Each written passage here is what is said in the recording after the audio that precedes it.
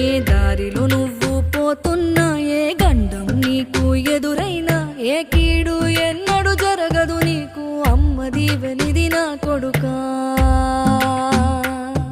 ఈ దిక్కులు నీతో కదిలేను, ఆ చుక్కలి దిష్టి తీసేను, ఏ గాలి ధూళి సోకదు నిన్ను, అమ్మ దీవెనిది నా కొడుకా.